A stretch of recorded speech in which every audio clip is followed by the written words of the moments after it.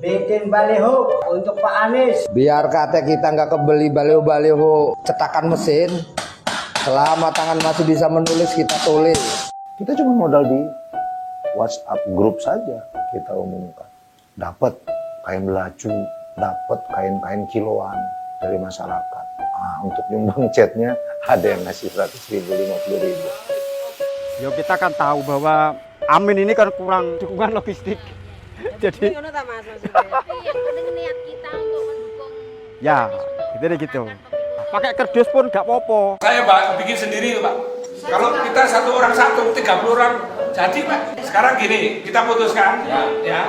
Kita beli kayu selesai. Setuju Pak? Ya? Setuju. Ya, oke. Siap.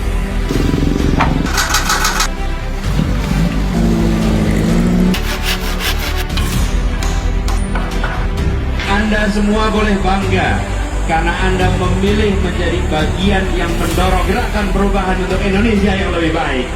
Kita berjuang bukan untuk satu orang, bukan untuk satu partai, bukan untuk satu koalisi, tapi untuk nasib satu bangsa Indonesia.